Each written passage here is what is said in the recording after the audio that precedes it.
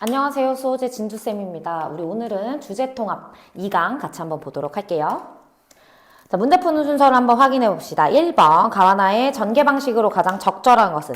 자, 주제통합 세트에서는 이런 1번 문제는 굉장히 중요해. 왜 그러냐면 지금 가와나의 전개 방식으로 가장 적절한 거야. 일단 우리는 이 문제에 대한 순서를 좀 정하기 위해서 주제통합이라는 이 세트의 특징을 먼저 알고 갈 필요가 있을 것 같은데, 주제통합이라는 세트는 그냥 너희는 간단하게 단순하게 나 있는 거, 짧은 제시문 2개 합쳐져 있는 거 이렇게 생각할 수 있어. 하지만 이 주제통합이라는 말 자체에서 우리가 확인할 수 있는 거, 첫 번째, 같은 주제를 가지고 있다.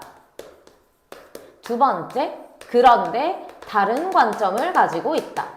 물론 이거는 늘 주제통합 세트에서 늘 다른 관점을 가진 것들이 가와나에 나오는 건 아니고, 같은 주제라는 거는 동일하지만 관점이 다를 수도 있고, 뭐 일반화에서 구체화 요렇게 갈 수도 있고, 뭐 여러 가지들이 있기는 해요. 어쨌든 중요한 건 이제 1번인데, 어쨌든 주제통합 세트는 요렇게 2개의 제시문이 있지만 결국은 같은 주제로 하나로 묶이는 글이다. 연결해서 읽어야 되는 글이다라고 생각을 해주면 좋고, 그런데 이 특성과 관련해서 1번 문제가 내가 중요하다고 얘기하는 이유는 가 OX, 나 OX를 반드시 해줘야 되는 문제이기 때문에 얘가 중요하다라고 나는 얘기를 하는 거야.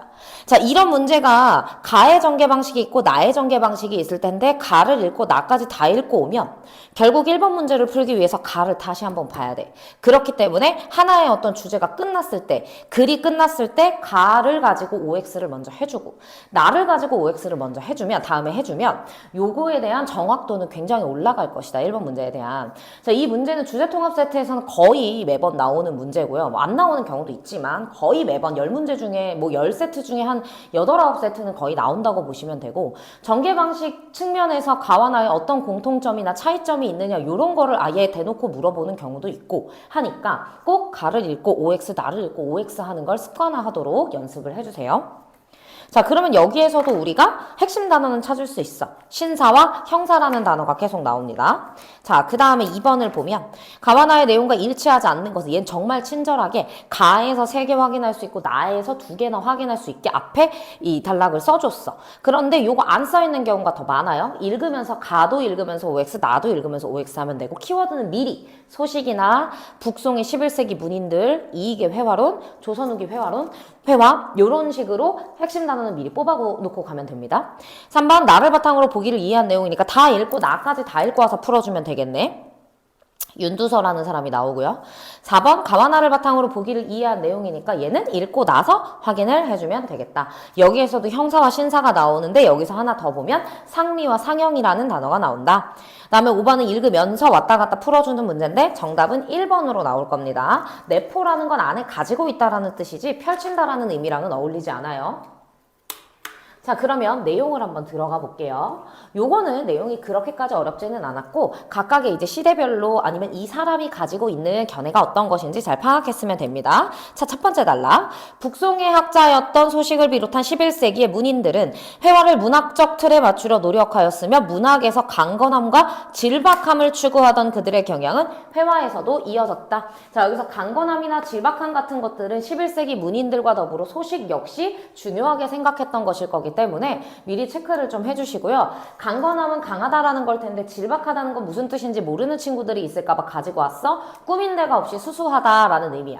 자, 그리고 일단 이 사람은 문학적 틀인데 잘못 썼네요.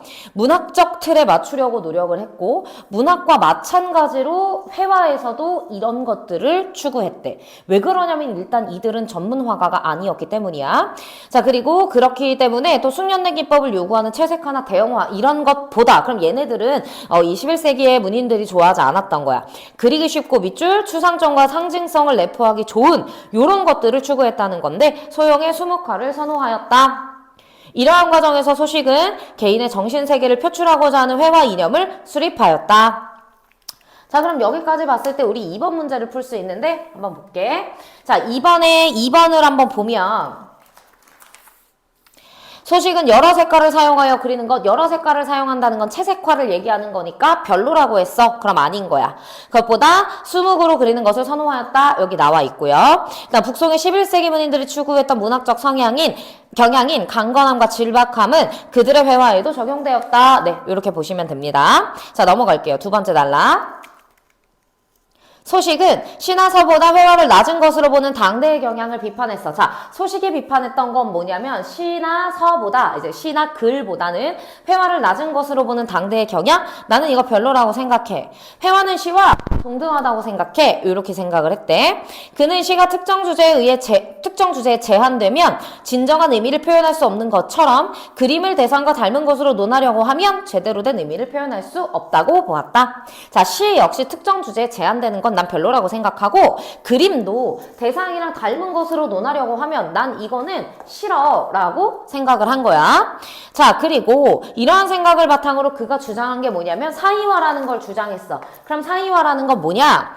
한자도 나와 있는데요. 자, 이는 대상의 외양을 담게 그리는 것, 요거를 묶어서 형사의 화살표를 넘겨주시고 그런데 형사가 아니야. 형사보다는 묶어서 작가의 정신세계를 담아내는 것, 그것을 신사라고 하고 신사를 중요하게 생각했다. 소식은 신사가 중요했구나 라고 생각하면 될 것 같아.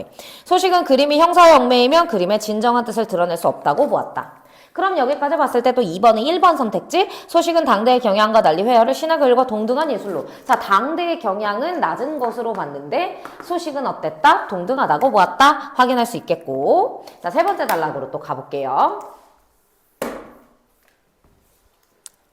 자, 그는 사물의 본질인 상리와 사물의 형상인 상형 중, 자, 상리가 있고 상형이 있는데 요거 두 개 중에서 상형이 잘못되었을 때는 누구나 알아볼 수 있지만 그런데 상리가 잘못되었을 때는 그림을 잘 아는 사람이라도 알아보기가 어려워. 그리고 상형을 잃는 건 부분을 잃는 것이지만 상리가 잘못되면 작품 전체를 버리게 된다고 하였다. 그러니까 또 여기서도 알 수 있는 게 사물의 본질, 형상 중에서 본질을 더 중요하게 생각했구나 라고 알 수가 있는 거야. 이제 소식은 그렇게 생각을 했다. 이에 따라 그는 대나무를 그릴 때에도 대나무가 하나로 연결되어 생장하는 것이 본질이니까 그 본질, 상리를 잘 드러내기 위해 서 마디를 끊어 그리지 않고 한 붓에 그린 다음에 점을 찍어서 마디를 그렸다. 이렇게 생각을 해주면 될 것 같아. 자, 이처럼 소식은, 자, 이 네 번째 단락. 이처럼 소식은 예술가란 자연의 법칙이 내재한 철학을 그려야 한다고 주장했고 자연의 법칙이 내재 안에 들어있어야 돼. 본질로 들어있어야 돼 라고 했고 그 다음 형사에 구속되는 폐단을 지적하였다. 그럼 형사라는 거를 너무 중요하게 생각하면 안 된다라고 이야기를 한 거고 소식에 영향을 받은 진욱이 있어. 자, 이제 소식에 영향을 받은 사람이 진욱인데 이 진욱이라는 사람은 어땠냐? 군자와 소인의 모습은 같지만 마음은 다르듯이 그림에서도 형상이 유사해 보이지만 담고 있는 마음이 다르다. 얘도 영향을 받았으니까 마음을 중요하다고 생각했구나. 자, 그리고 개인의 정신과 사상적 기질이 중요하구나. 이거를 좋다고 생각했구나 라고 생각하면 됩니다. 하지만 문제가 있어요. 이러한 이론이 널리 퍼지면서 사물의 외양을 안 그려놓고 내 그림은 마음을 표현한 거야? 이렇게 말하는 사람들이 생겼단 말이야. 하지만 작가의 철학적 기반과 정신적 수양을 바탕으로 작가의 의를 드러내는 그림을 중시한 소식의 예술관, 이 소식의 예술관이 한마디로 정리가 되어 있고 올바른 미술이 무엇인지에 대해 고민하게 하였다라는 의의가 있습니다. 그러한 가치가 있다는 뜻이에요. 자, 그러면 이제 우리 나로 넘어가기 전에 1번 선택지 OX를 한번 해볼게. 1번에 가는 신사와 형사에 대한 통념을 제시했다라고 일단 나와 있는데 통념이라고 하면 대부분의 사람들이 그러하다고 여기는 개념이야.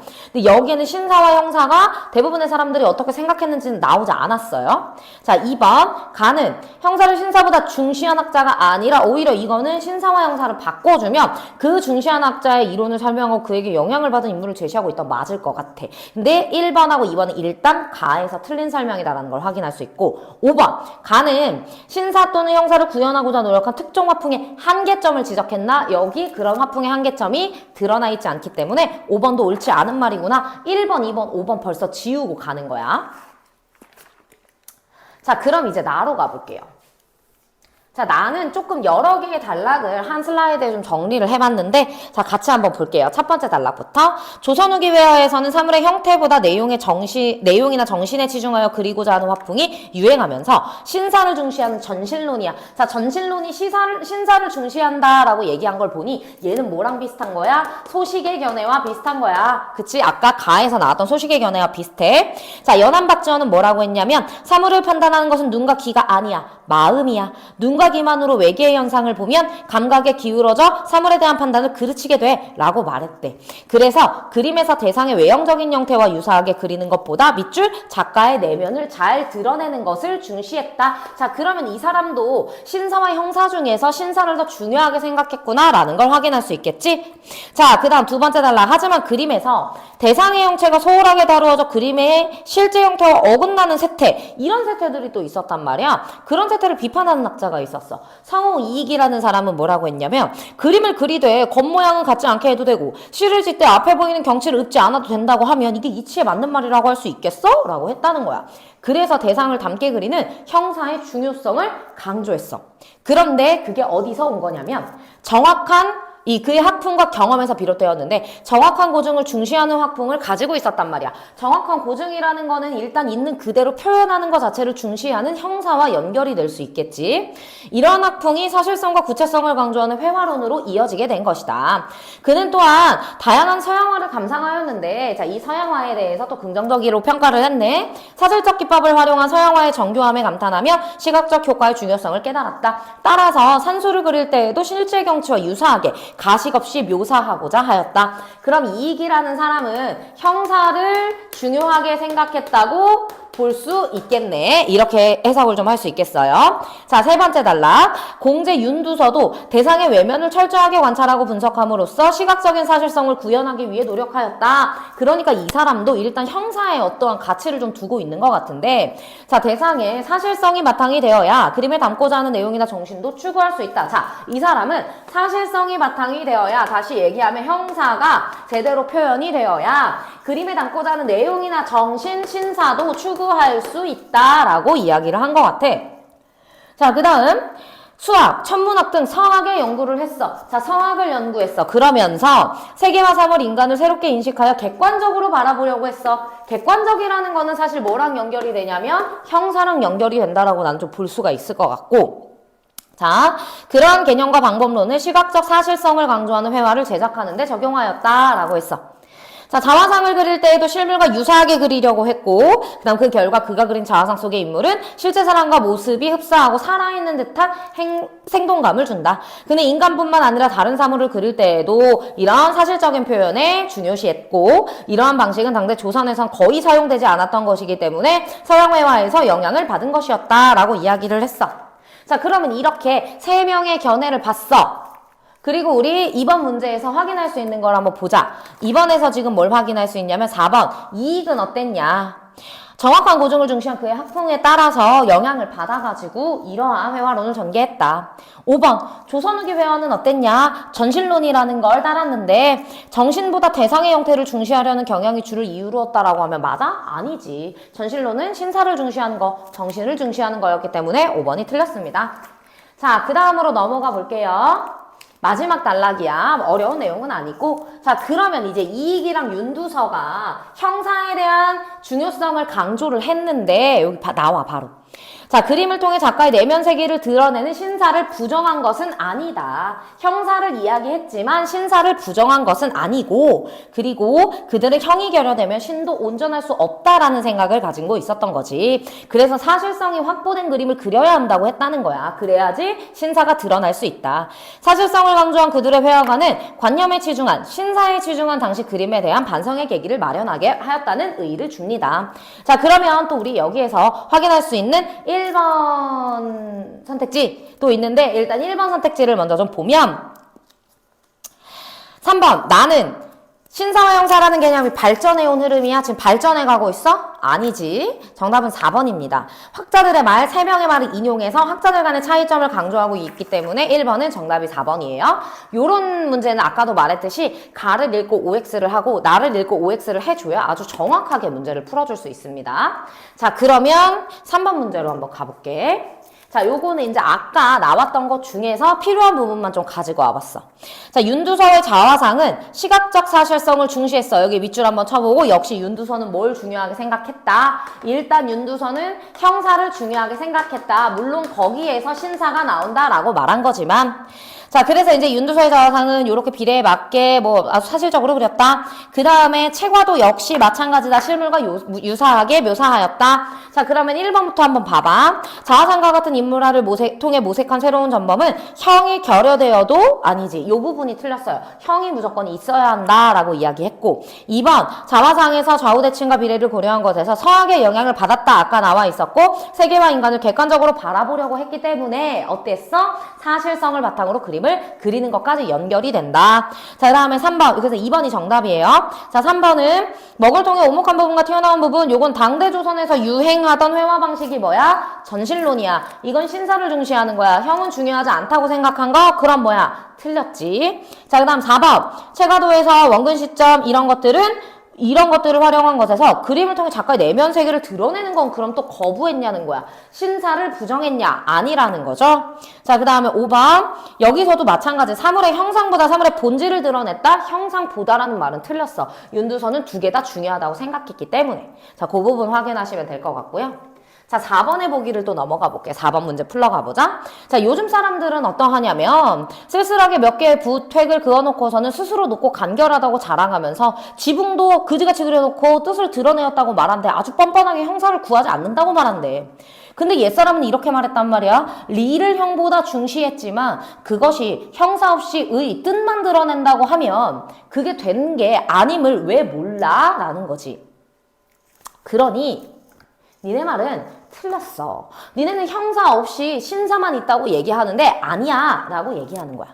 자, 그러면 1번. 옛사람과 소식은 모두 그림에서 형사보다 신사를 더 중시하는군. 자, 옛사람들은 어때? 뜻을 드러냈다고 말했어. 형사를 구하지 않고 나는 신사를 구하는 거야. 그러니까 맞죠? 일단 신사를 죄송해요. 이건 요즘 사람들이구나. 옛사람들은 리를 형보다 중시했다라고 얘기했으니까 형사보다 신사를 더 중시했다고 말할 수 있지. 자, 두 번째. 이익은 요즘 사람들의 그림에 대해 대상을 가식 없이 묘사한 것이라고 평가하겠어? 자, 이익이 아까 중요하게 생각했던 건 뭐냐면 형사가 중요하다고 얘기했단 말이야. 근데 요즘 사람들의 그림에 형사가 있어 없어? 없기 때문에 요거는 제대로 묘사한 것이라고 평가하지 않겠죠. 정답은 2번입니다. 3번 요즘 사람들은 그림이 대상과의 유사성을 갖춰야 작가의 정신세계가 드러나는 것은 아니라고 봤어. 그리고 A는 그걸 비판하고 있는 거고. 4번 A는 옛사람이 상리를 상형보다 중시하였지만 상형 없이 상리를 구할 수는 없다고 보았다. 그치? 상형 없이 상리를 구할 수는 없다. 그러니까 너는 틀렸다. 자, 그 다음 A는 지붕을 겹치게 번다하게 그린 것은 형사를 갖추지 못한 것이니까 이건 잘 드러낼 수 없다라고 말하는 거지. 자, 이거는 일단 형사와 신사, 상리와 상형 이런 것들의 개념을 좀 잘 알았으면 각각의 이 사상가들이 어떠한 주장을 했는지를 좀 알 수 있었던 글이었어요. 긴 글이지만 정보들을 딱딱 짚어내는 연습을 잘 하셔야 됩니다. 일단 주제통합 2번은 여기까지 하도록 하겠습니다.